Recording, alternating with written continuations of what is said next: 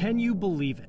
1 year. 1 year of a pandemic that turned our lives upside down. This time, the time may feel like it's flown by, while at the same time, not moving fast enough.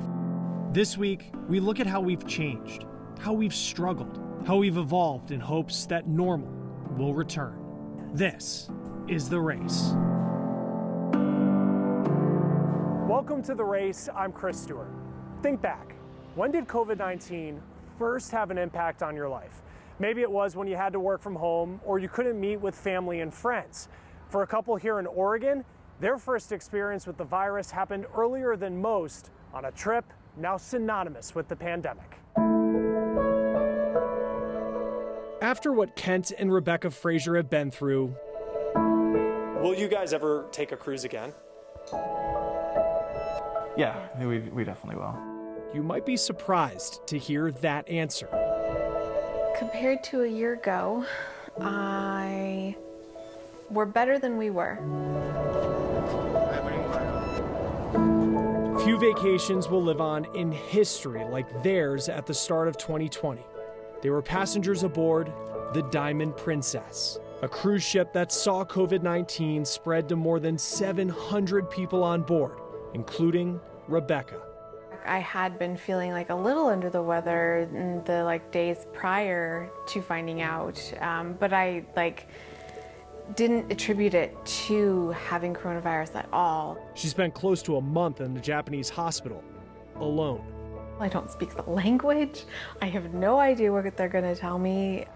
The number of new cases of the deadly coronavirus dropped for the second day in China, raising hopes that the epidemic has peaked. We had thought it was just a small thing that was contained to mainland China. Our table with water. Kent and the rest of the passengers were kept aboard the ship docked off the coast of Japan. He spent 17 days quarantined in his stateroom.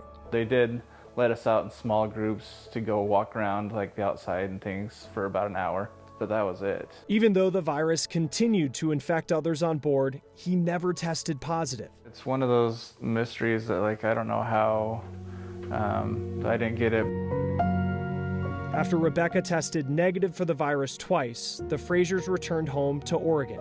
I got some nastygrams on social media. I had people from my community here who were like, "Don't come home, stay in Japan, we don't want you here." And I'm just like, seriously? Okay, first of all, this is beyond my control. I didn't ask to get this virus. I was just going on vacation, just like anybody would. Few businesses have been hit by the pandemic as hard as those in the cruise industry. The Fraziers hope when voyages begin again, the lessons of the Diamond Princess will be aboard. You can't put people through a quarantine like that in a contaminated environment. You have to really be able to respond quicker.